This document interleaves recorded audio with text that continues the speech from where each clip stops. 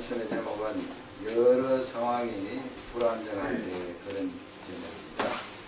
여러 상황이 불안정할 때 1절 그 앞부분에 보면 예수님께서 제자들에게 그렇게 말씀하시죠. 1절 앞부분인데 다 같이 한번 받드리겠습니다.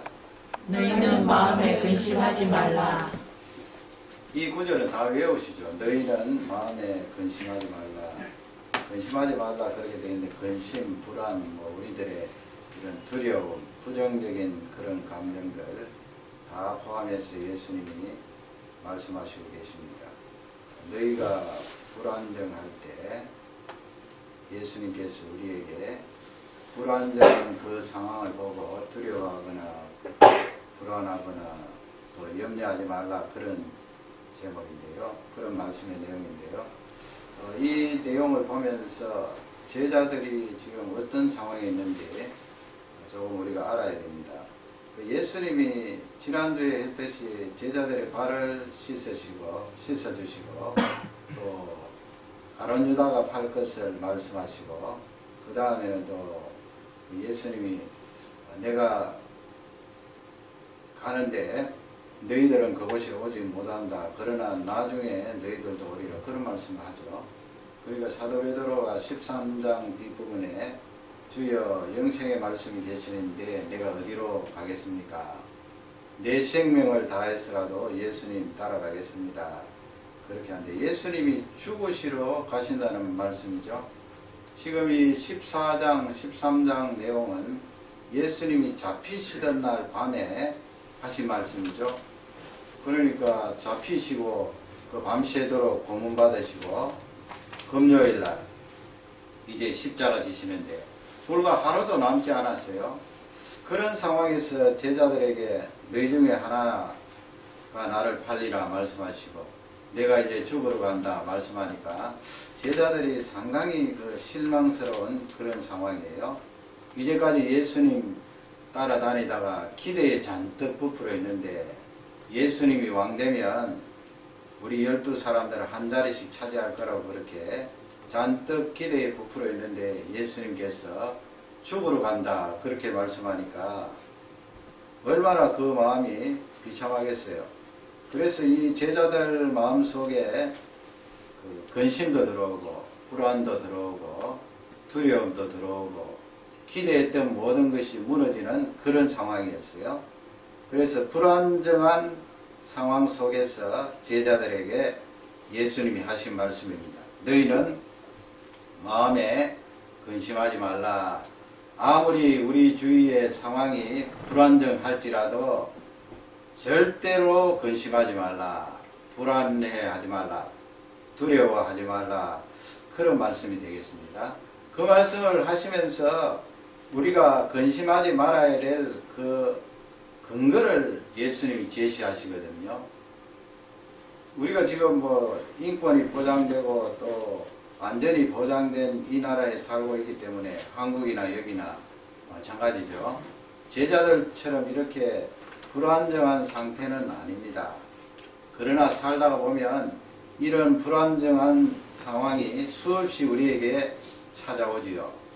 그럴 때 말씀을 붙들고 어떤 근거로 우리가 불안해하지 말아야 되는가 말씀에 견주어서 우리가 일어설 필요가 있습니다. 세 가지인데요. 첫째는 누구를 믿고 사는가 그 문제예요.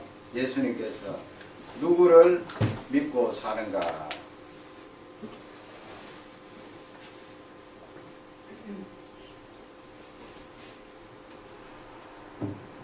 누구를 믿고 사느냐.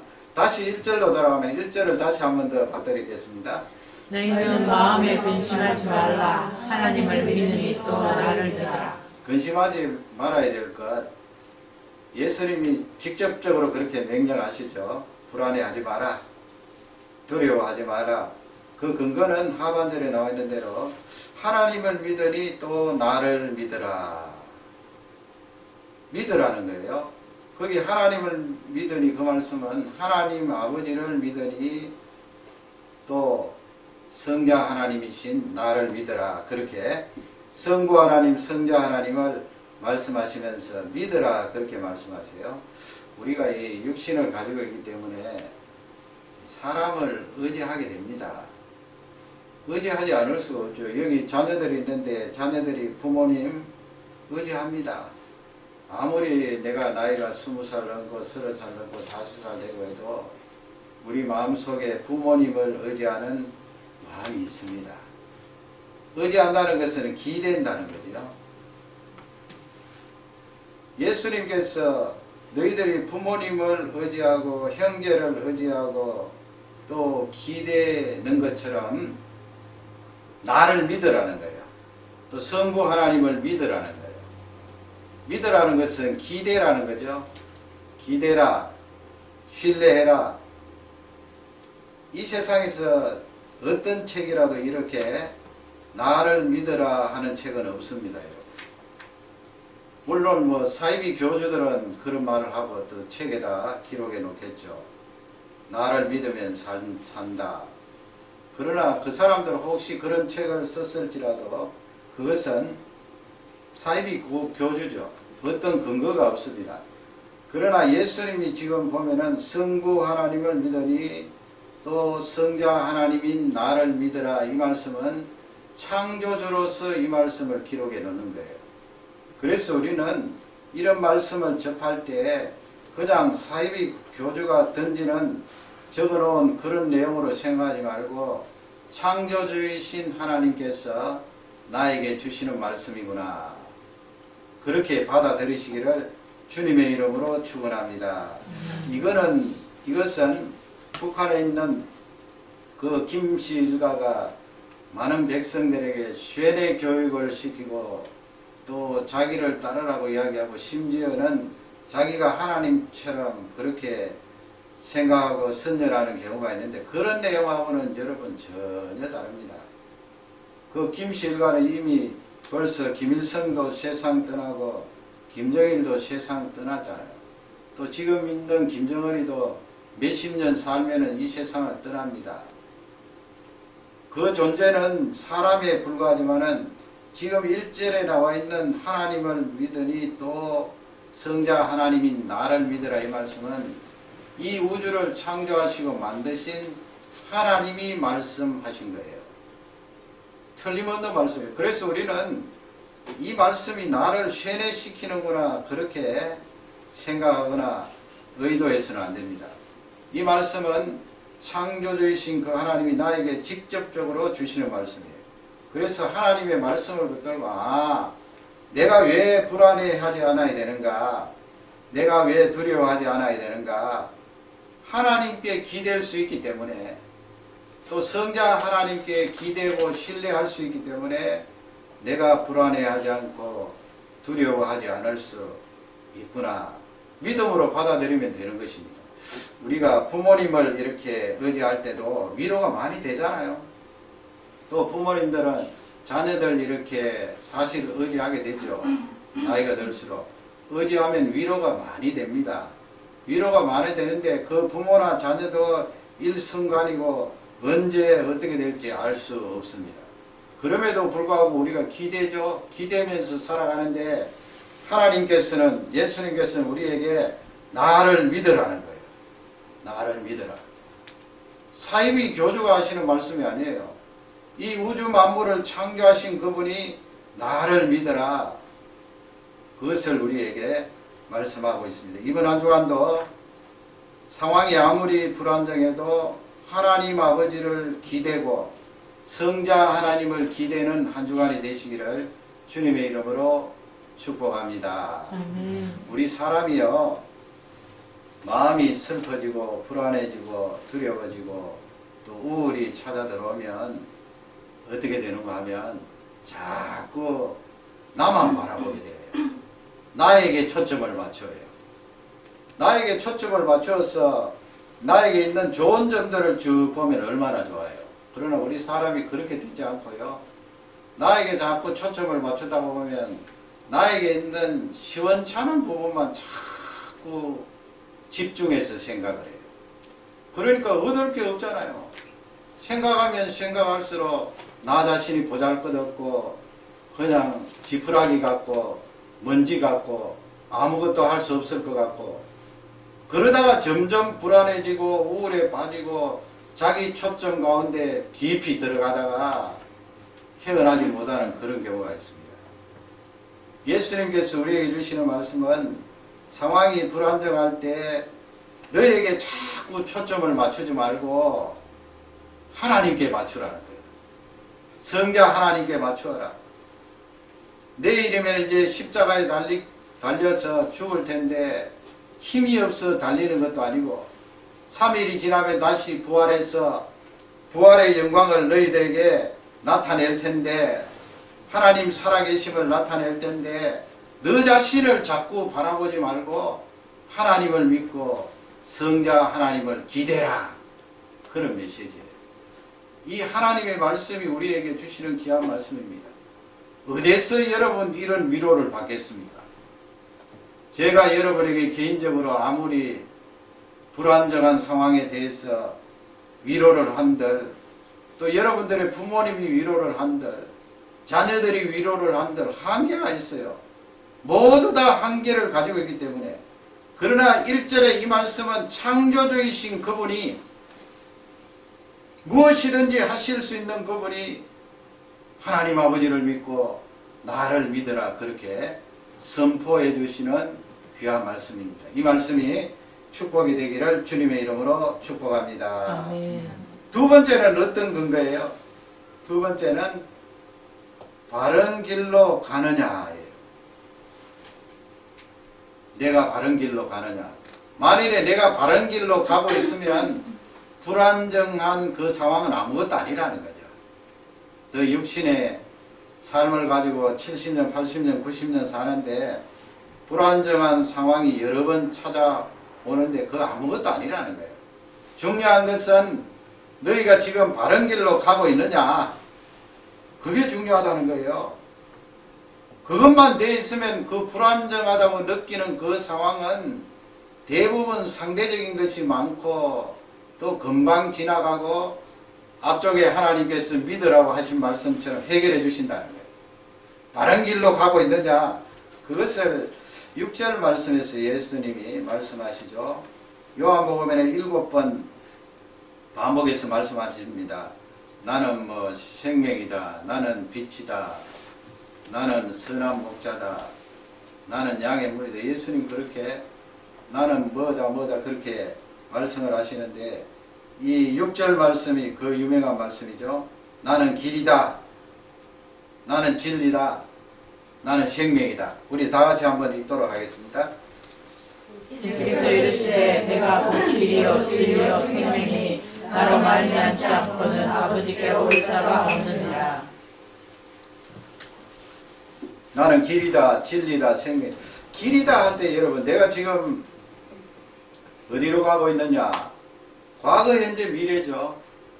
내가 어디서 왔느냐? 그 문제가 걸리잖아요. 내가 여러분 어디서 왔습니까? 고향이 어디예요? 원래 하나님께서 개개인의 제일 처음에 아담 하와를 직접 손수 만드시고 그 다음에는 이 성령의 능력으로 영혼 창조죠. 영혼 창조. 나라는 이 개개인의 영혼을 육신은 엄마 뱃속에서 들어서서 착상이 되는데 그렇게 착상이 될 때 하나님께서 나의 영혼을 창조하시는 거예요. 창조. 개개인의 영혼을 창조하신다고요. 창조하셔서 엄마 뱃속에 있는 나의 육신과 도킹이 되잖아요. 그래서 나라는 존재가 이 세상에 태어났는데 예수님이 나는 길이요 이 말씀을 할 때 내가 어디서 왔는가? 어디서 왔는가? 그 문제 해결되면은 여러분 나에게 있는 불안정한 상황은 아무것도 아니에요. 사실은. 어디서 왔어요? 내가 어디서 왔습니까? 그냥 떨어졌나요? 나라는 이 독특한 존재 70억이나 되는 이 많은 사람들 가운데 나라는 이 존재가 똑같은 존재가 한 명도 없잖아요. 지금 아담 하와 이후로 수백억 수천억 되는 사람들이 세상에 왔다가 세상을 떠나고 하는데 그 가운데서도 똑같은 존재는 아무도 없어요. 다 달라요. 왜 그렇게 다를까요? 하나님께서 내 영혼을 만드셔서 창조하셔서 나에게 주셨기 때문에 다 달라요. 육신도 다르고 영혼도 달라요. 완전히 달라요. 그래서 내가 길이요 이 말씀은 내가 과거에 어디서부터 왔느냐 그걸 알려주시는 말씀이죠. 과거에 나는 하나님께서 지으셔서 이 세상에 왔다. 하나님이 나의 육신도 주셨다. 그 다음에 현재는 뭐예요? 현재 나는 길이요 할 때 현재는 내가 지금 어디로 가고 있는가? 어디로 가고 있습니까? 예배 마치면 집으로 갑니까? 그러면 나의 일생 전체의 일생을 어디로 가고 있습니까 지금? 예수님께서 나는 길이요 그렇게 말씀하신 예수님이 성경 말씀을 통하여 내가 가고 있는 이 길을 지금 진단해 주시잖아요. 오늘 여기 예배에 들어오신 모든 성도님들은 지금 정확한 길을 가고 계세요. 정확한 길을 가고 계시지 않으면 이 예배에 들어오실 수가 없는 것입니다. 그 길을 가고 있기 때문에 이 예배에 들어왔어요. 그러니까 과거, 현재, 미래는 어떻게 됩니까? 내가 죽으면 어디로 가느냐 그 문제 아니에요. 죽으면 끝난다고요. 이 세상 학문도 심리학 같은 데 보면은 연구 이런 데 보면은 그 죽은 사람들 죽었다가 다시 살아난 사람들 그 사람들 연구해 놓은 거 보면 다 저 세상에 있다는 거 아니에요?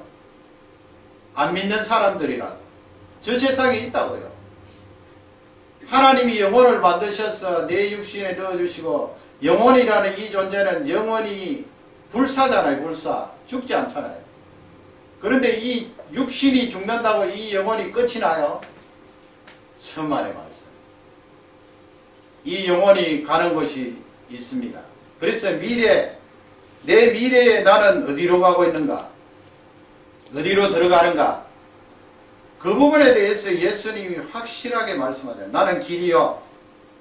과거, 현재, 미래, 길이다. 내가 길이다. 그 다음에 뭐예요? 나는 진리다. 진리다는 말씀이 뭐예요? 진리다. 앞쪽에 내가 길이요 이 말씀을 할 때 또 1절의 말씀처럼 나를 믿어라. 내 아버지를 믿어라. 이런 말씀, 이런 진리가 진짜라는 거 아니에요. 진짜. 참기름. 요즘은 참기름도 부족해서 참기름. 하도 사람들이 속이니까요. 참기름. 얼마 전에 아는 자매님이 여기서 보이스 피싱 당했어요. 3,000불. 그래서 이 자매님이 경찰에 신고했는데 경찰이 집으로 온대요. 집으로 오는데 저한테 막 달려와서 그러는 거예요. 경찰이 온다 그래도 못 믿겠다는 거예요. 경찰이. 왜냐하면 그 보이스피싱 통해서 뭐 전화번호라든지 그 찍히는 내용이 경찰서에서 폴리스에서 전화한 것처럼 그렇게 위조되어 있었기 때문에 진짜 경찰이 와도 못 믿겠다는 거예요. 여러분 이 세상에 참이 어디 있습니까? 참기름 10개 달아도 부족해요. 이 세상. 폴리스가 온다고 폴리스 못 믿어요. 어떻게 믿어요? 예수님이 여기서 내가 길이요 진리요 이 말씀은 내가 한 말은 정말 변함없는 진짜다는 말씀이에요. 그냥 이 말씀을 붙들면 된다는 거예요. 진리요. 그러니까 이 진리요 이 말씀은 앞쪽에 길이요 이 말씀이 진짜라는 거 아니에요. 내가 허공에 떠있는 구름 잡듯이 그런 말 하는 것이 아니고 내가 길이요 할 때는 진짜라는 거예요. 그 다음 세 번째는 뭐예요? 생명이니. 생명. 내가 과거에 하나님께로부터 와서 지금 그 길을 걷고 있고 미래에 하나님이 준비하신 그곳으로 가는데 그곳이 뭐냐? 미래에 그곳에 들어가면 생명이라는 거예요. 생명. 생명이다. 그래서 하반절에 보면 나로 말미암지 않고는 아버지께로 올 자가 없느니라. 하나님 아버지께로 나아갈 수 있는 영원한 생명을 얻는다. 그 말씀입니다. 그래서 여러분 이번 한 주간도 내 상황이 불안정할지라도 이 말씀을 붙드시기를 주님의 이름으로 축복합니다. 예수님은 길이세요. 그건 진짜예요. 진짜 진리예요. 그리고 그 끝은 생명이에요. 그 생명을 지금도 얻고 누리고 살아가는 줄 확신합니다. 마지막 세 번째는 나 혼자가 아니라는 거예요. 나 혼자가 아니다. 현대에 살다가 보면 사람들이 그런 말을 학자들도 그렇고 자주 하지 않아요? 이렇게 많은 사람들 속에 살면서 외롭다는 거 아니에요? 외롭다. 자녀도 있고 형제도 있고 부모도 있지만은 나 혼자 덩그렇게 있을 때 외롭다는 거 아니에요? 가끔 죽음에 대한 생각도 찾아오고 그럴 때 불안해지고 상황을 바라보면 해결되어지는 것은 없고 이리 비틀 저리 비틀 불안하고 두렵고 근심이 찾아오는데 그 속의 중심 감정은 외롭다는 말이에요. 외롭다. 여러분 외롭지 않습니까? 외롭지 않겠죠? 이 예배에 들어오면 가끔 찾아오는 그 외로움도 성령의 능력으로 꽉 찬 그 능력으로 외로움을 물리쳐 주시는 줄 확신합니다. 그 사람이 못해요. 누가 채워주겠어요? 나의 그 빈 구석을 아무도 채울 수가 없어요. 이런 예배를 통하여 성령 하나님이 능력의 기운을 불어넣으시면 나에게 있던 조금의 외로움도 싹 물러가고 그 능력으로 다시 일어나는 줄 확신합니다. 나 혼자가 아니라는 거예요. 그런 확신이 그냥 근거 없이 예수님이 말씀하시는 거예요. 나 혼자가 아니다. 너 혼자가 아니다. 성경에 있거든요. 18절 말씀에 보면 우리 18절 말씀을 다 같이 읽겠습니다. 내가 너희를 고와 같이 버려두지 아니하고 너희에게로 오리라. 사실 구약 성경에도 보면 이 고아에 대해서 많이 이야기하죠. 왜냐하면 뭐 어릴 적에 부모님들이 일찍 세상을 떠나거나 아니면 부모님들도 죄성을 가지고 있기 때문에 나 키울 자신 없다 해서 버리는 유기하는 경우가 많잖아요.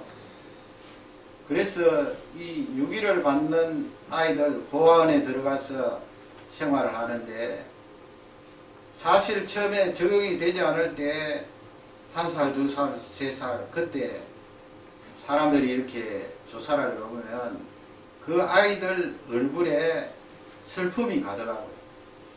그 잘 알지 못하는 말하지 못하는 그 아이들 얼굴에 슬픔이 가더라고.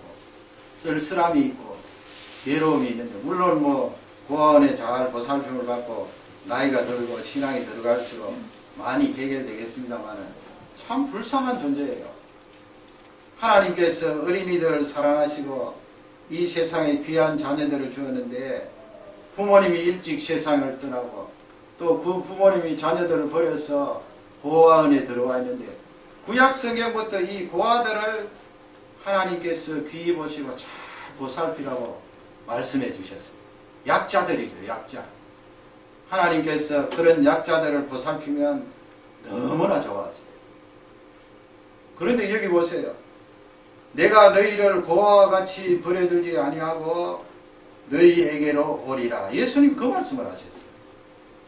이 세상 논리로 따지면 예수님 십자가에 죽으시면 끝이잖아요. 그리고 예수님 3일 만에 부활하시고 40일 동안 계시다가 하늘나라로 승천하셨잖아요. 그래서 우리 예수님은 지금도 하늘나라의 육신을 입고 계세요. 부활하신 육신으로. 변화된 육신으로 육신을 입고 계세요. 그러면 세상적인 논리로 따지면 예수님 부활하셨다고 해도 하늘나라로 훌쩍 승천하셨는데 고아잖아요. 우리는 고아잖아요. 고아잖아요. 예수님 가셔버리고 우리는 누구를 의지할까요? 예수님 성부 하나님을 믿고 성자 하나님 나를 믿으라 했는데 예수님 훌쩍 가시고 우리가 누구를 기댈까요? 우리는 고아입니다. 그 부분에 대해서 예수님께서 너희를 고아와 같이 버려두지 아니하고 너희에게로 오리라. 기가 막힌 말씀이에요. 절대로 너희들 고아와 같이 혼자 있게 하지 않겠다는 거죠. 나는 나 혼자가 아니다. 17절에 보면 너희에게 오리라 그 말씀을 설명하고 있어요. 앞서 17절을 다 같이 읽겠습니다. 그는 진리의 영이라 세상은 능히 그를 받지 못하느니 그는 그를 보지도 못하고 알지도 못함이라. 그러나 너희는 그를 아느니 그는 너희와 함께 거하시며 또 너희 속에 계시겠습니다. 성령 하나님을 말씀하세요. 그는 진리의 영이라 성령 하나님이 우리 속에 하반절에 보면 너희 속에 계신다. 그 다음에 그 앞에 보면은 함께 거하신다. 너희 속에 계신다. 함께. 우리가 예배 시간이고 또 성경을 볼 때 성령 하나님이 너희 속에 계신다. 우리와 함께 거하신다. 이 말씀을 그냥 슬쩍슬쩍 대충 생각하는 경우가 많은데 얼마나 엄청난 사건이에요. 예수님이 십자가에 죽으시고 부활하시고 성천하시고 나서 그 성령 하나님을 너희에게로 개개인에게 보내주시는데 그 성령 하나님이 너희 속에 계시면서 너희와 함께 계시리라. 생각해 보세요. 성령 하나님이 어떤 분이세요? 성부 하나님, 성자 하나님, 성령 하나님, 창세기 1장 2절에 보면 그분이 성부 하나님께서 우주를 만드시고 지구를 만드실 때 성령 하나님께서 물 주위에 이 지구를 품고 계셨잖아요. 이 우주를 창조하실 때 같이 창조 사역에 동참했던 분이 성령 하나님이에요.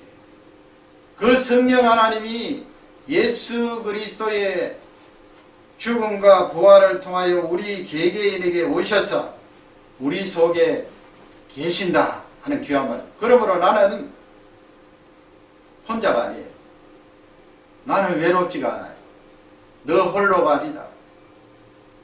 그런 거는 있죠. 우리가 또 이 하나님의 말씀대로 살지 않고 또 예배를 등한시하고 이 세상에 푹 빠져 있으면 성령 하나님이 내 속에 거하시면서 그 역사한다 그러죠. 활동하시는 것이 적어질 수는 있겠죠. 그러나 틀림없는 사실은 성령 하나님이 내 속에 계시면서 나와 함께 하신다는 거예요. 그것을 구약 성경에는 눈으로 볼 수 있도록 이스라엘 백성들에게 보여주셨어요. 민수기 9장 21절을 다 같이 읽도록 하겠습니다. 혹시 구름이 저녁부터 아침까지 있다가 아침에 그 구름이 떠오를 때에는 그들이 행진하였고 구름이 밤낮 있다가 떠오르면 또 대진하였으며. 구약시대는 이 눈으로 볼 수 있도록 하나님이 많이 하셨거든요. 그 예를 들면 성막 같은 데 이렇게 이스라엘 백성들이 눈으로 볼 수 있도록 기구를 만드셨잖아요. 아크 같은 거, 뭐 언약궤, 또 번제단 같은 거. 하나님 앞에 예배드리는데 그 기구가 다 눈에 보일 수 있도록 하셨어요. 또 성소 안에 들어가면 떡상도 있고 또 거기에 분향단도 있고 다 그렇게 눈에 볼 수 있도록 그렇게 하셨는데 신약시대는 그렇지 않아요. 신약시대는 그냥 말씀 전할 수 있도록 강단만 달랑이잖아요. 그래서 우리가 예배도 여기 갔다 저기 갔다 그렇게 옮기면서 할 수 있잖아요. 구약시대 같으면 어림도 없죠. 정해진 장소에서 기구가 있기 때문에 그렇게 했는데 그래서 그 지성소 안에 보면은 언약궤 위에 이렇게 천사 형상을 이렇게 만들었어요. 그룹이라고 그러죠. 그룹. 하나님께서 우상 만들지 말고 절하지 말라 그랬는데 왜 지성소 안에 천사 형상을 만들어 그렇게 두셨는가? 그건 우상으로 만드신 것이 아니고 구약 성경 때는 이스라엘 백성들에게 눈으로 볼 수 있도록 그렇게 하신 거예요. 그거 지금은 다 없어졌어요. 그 가운데 하나가 무엇인가 하면 바로 이 구름 기둥, 불 기둥이에요. 지금 우리가 이 맑은 태양에서는 구름을 볼 수 없지만은 밴쿠버에 구름이 많이 끼잖아요. 그런 구름을 말하는 거 아니에요. 이스라엘 백성들이 눈으로 생생하게 볼 수 있도록 구름 기둥이 있었다니까요. 하나님이 보여주신 구름 기둥. 또 불 기둥이 있었다고요. 40년 동안 그렇게 보게 되었는데 그 구름 기둥, 불 기둥이 뭐예요? 성령 하나님을 눈으로 볼 수 있도록 보여주신 거예요. 그렇게 하지 않으면 이스라엘 백성들이 믿겠어요. 모세가 시내산에 기도하러 40일 동안 올라갔을 때 모세에 올라갔다고 이스라엘 백성들이 산 아래에서 우상 만들었잖아요. 그러니까 이스라엘 백성들이 안 믿으니까 하나님이 눈으로 볼 수 있도록 성령 하나님을 보여주신 거예요. 무엇으로? 구름으로, 불로.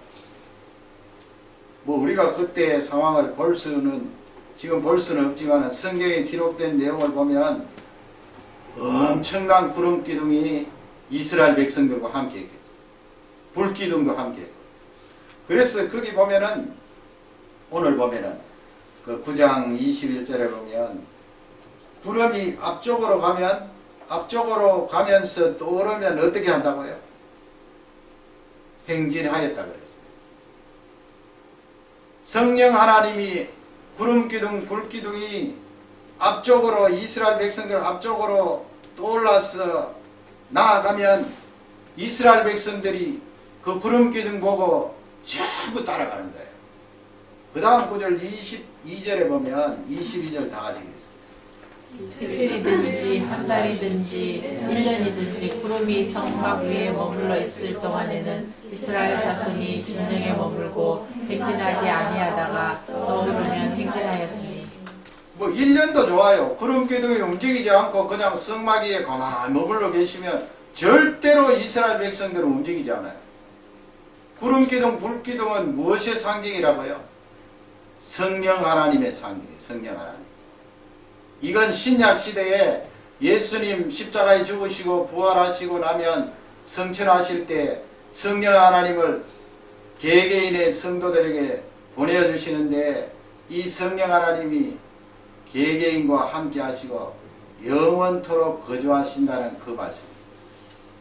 그래서 이스라엘 백성들은 구름 기둥에 따라 움직였어요. 머물러 있으면 정지해 있습니다. 구름 기둥 성령 하나님이 머물러 있다는 말씀은 뭐예요? 너희 속에 거주한다는 말씀이에요. 장차 하나님 백성들 개개인 속에 거주한다. 앞으로 나아가는 건 뭐예요? 인도한다는 말씀이에요. 성령 하나님께서 너희들을 인도할 것이다. 그 성령 하나님을 다른 말로 하면 아까 읽었던 말씀처럼 진리의 영이에요. 진리예요. 진짜 영이에요. 이 세상에 악한 영도 많고 엉뚱한 영도 많지만은 그 성령 하나님은 너희들에게 생명을 주는 진짜 영, 창조주 하나님이라는 것을 우리에게 알려주고 있습니다. 그러므로 나는 외로운 존재가 아니에요. 성령 하나님이 내 속에 계시면서 나를 인도하시고 내 속에 거주하시면서 나에게 진리의 영으로 나를 붙들어 주시는 줄 확신합니다. 오늘 이 말씀 여러분 우리 상황 가운데 불안정한 요소가 있을지라도 그 상황 때문에 흔들리지 마시고 이 말씀을 붙드시기 바랍니다. 하나님을 믿으라.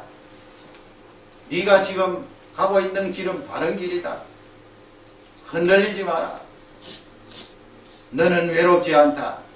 성령 하나님이 인도하고 너와 함께 하니 영원히 두려워하지 말아라는 귀한 말씀이 되겠습니다. 이 말씀으로 한 주간에 능력과 은혜를 마음껏 체험하는 한 주간이 되시기를 주님의 이름으로 축원합니다.